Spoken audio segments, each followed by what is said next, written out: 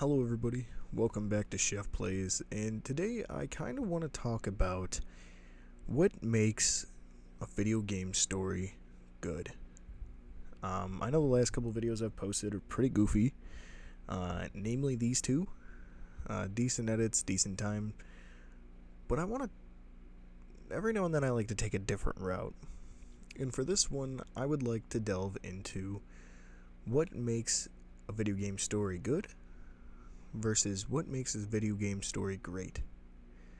Now, both synonyms, positive synonyms, there is a difference, I think.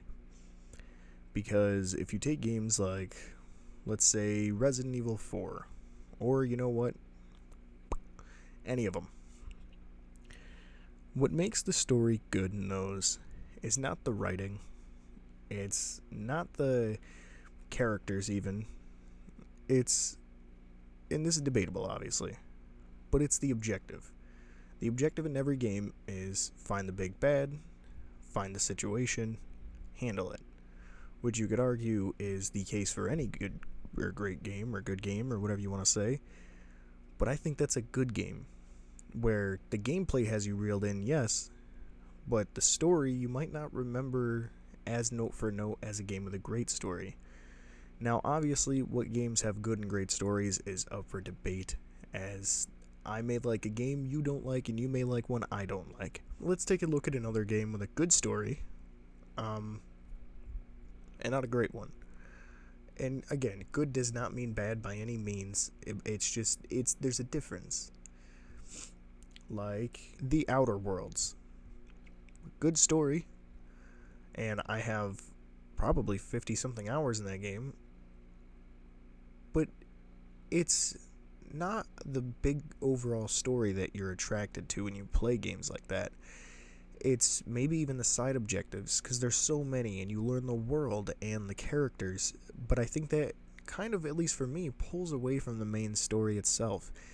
I know you're uncryogenically frozen, or cryogenically unfrozen, and you do a ton of things. You can choose to be the good or the bad, and that's awesome. But now let's take a look at a couple games with great stories. The Last of Us, starting namely. That is a great story. You learn these characters, and you learn their lives, and while there's a vagueness to some of them, like a scene where Joel mentions that he used to, take out smugglers to get their goods to smuggle his own, and that he's not a good guy. He's not painted as a good guy, but he's our protagonist, so we want to see him that way. Ellie, our other protagonist, who they don't give as much detail on, which is crazy because they don't even give a ton on Joel.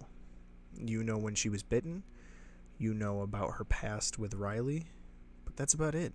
And up until the show, you don't really hear about her parents.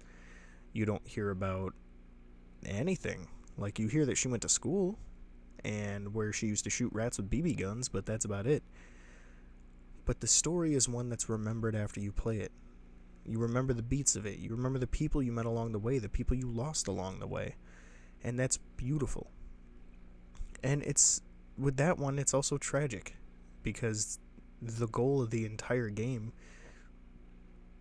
gets undermined last minute. You travel the entire country to deliver the cure for mankind, just for it to be taken away. And you could say it's a happy ending because they're still together, Ellie's still alive. But is it a good ending? No, I don't think so. I think it's a great story with a bad ending. And not bad as in the sense that it's a terrible ending, but it's not good. The repercussions of this in not only Ellie and Joel's relationship to further into the second game, but mankind. All because of one selfish decision. Joel cost mankind the possible savior. And savior here being the immunity or the vaccine. And we don't know if it would have worked. You can't guarantee it because it never happens, but there was a chance and he took that away. You find a tape recording in The Last of Us Part 2 that states that the only doctor who could have saved it, is now dead because of Joel. It's never said because of Joel, but if playing through the first game, you know that he's the one that did it. And if you play through the second game, it replays that cutscene just to nail that hammer on the head for you. And it's tragic, because the goal of the entire game doesn't even happen. And you could say Joel's a good guy, and if you were in his shoes, you would probably do the same thing. But that's when you run into the classic trolley problem. Do you save one life, or do you switch the tracks and take a life and save 5 in the process, except on a much scarier and larger scale? Now, of course, being in those shoes and putting yourself there in his position, he'd already lost one daughter, and he has seen to take Ellie as his daughter. Not immediately. They go from strangers who cannot stand being in a room together to a father and daughter that almost feel inseparable by the end. But there's little notes and hints that Ellie is putting it together. And in the second game, you're jumped right in after she knows the truth. And not until you play further in the game do you realize that it took a long time and a lot of regret, a lot of pain, until she actually found out and got the truth out of Joel. From pressing him in hard situations, like finding people who died, and every time Ellie sees these people who are infected or newly infected, she feels at fault because of something she could have helped but was prevented from doing. And she even mentions that he took that option away from her. And his response to this is, if he could, he would do it all over again. And I feel like that can be interpreted in one of two ways. Maybe he's saying he would do it all over again for her sake, because he knows how much this hurts her. Or you could take it as he would do it all over again and do it all over again exactly the same way that he did the first time, because he couldn't bear losing her. But in doing so, even though he didn't know at the time, it cost him his own life.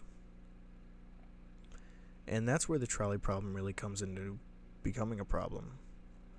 That not only did Joel cost humanity's life, he cost his own. And again, he didn't know this at the time, but in doing so, he also caused more. Because with Ellie hunting for him, think of not only the big names like Nora, Owen, Abby that she hunts down. Spoiler alert, although she doesn't take out Abby, between both of their stories, the hunt and the search for each other, many lives are taken. And not just the big ones, but minor ones as well. Well, not even minor, they're still lives. And I'm not looking for, it's just computer, they're not real. I'm saying speaking as they're real.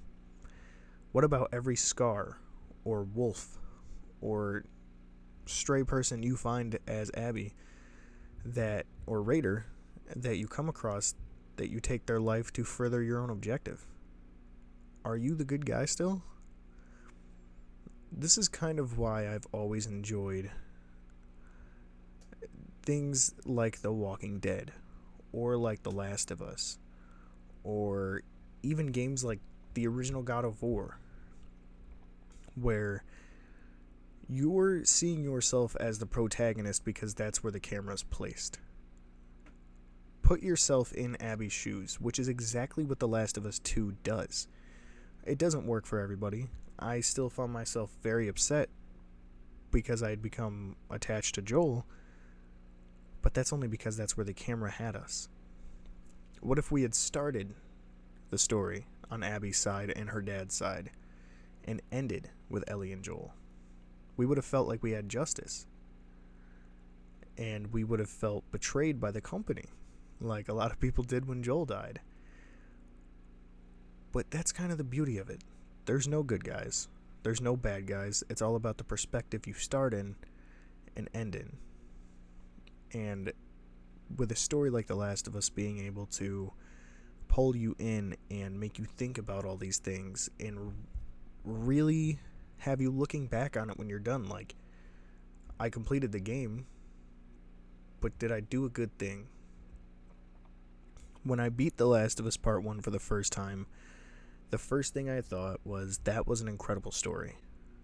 Like, that was amazing. It finally hit me when I played through it again. What did I just do? Like, the effect that you have is large scale. And then when The Last of Us Part 2 came out and I beat that, it didn't feel like I achieved anything. It felt as if I had spent all this time and all this effort for a non-problem. Because there's no good guys. You didn't solve any justice. You only did things because from your perspective they were right. That doesn't mean they were right, though. And it's these questions that these games make you look back on, that make you have to sit and realize the difference between a good and great story. And the tragedy of both games, in them being great stories, is that they don't have happy endings. You don't finish the list in The Last of Us 2. You don't create immunity and a vaccine in Last of Us 1, even though both of these games, that is the main goal. It doesn't happen because it's realistic, and because of it being realistic, that's what makes it great over good. Not that the virus needs to be realistic or that the tracking needs to be realistic, but that there's not always a happy ending. And I think that that's what drives it home. Because I've beaten almost every Resident Evil, and I can only tell you like 2 of their stories right now.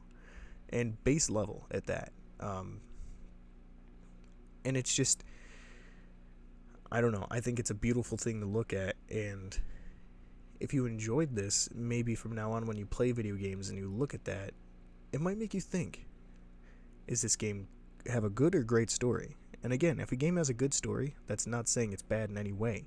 It's quite the opposite. A good story will have you thinking of the game. A great story will have you thinking of the outcome. And both are amazing, but great stories are a beautiful thing that is not done all the time. And when it is done, and it's done well, it's something that's needed to be remembered. And this is a video I've been wanting to make for a while. I know it's a little more serious and a little more of a study, if you will, but I was thinking on it and I wanted to think about how to go about it, and I think I did it right. Because this is something that I think is good for discussion, and something that I think is not looked at deep enough, and should be looked at deeper because of how much of a drastic difference there really is between the two. So, I hope you enjoyed. Hope you're having a good day. If you're watching early on, have a good rest of your day. I'll see you in the next one. And until then, enjoy. And have a good day. And let me know down below what you think and what games you think had a good story or a great story or both. I would love to hear your take. So, until next time, see ya.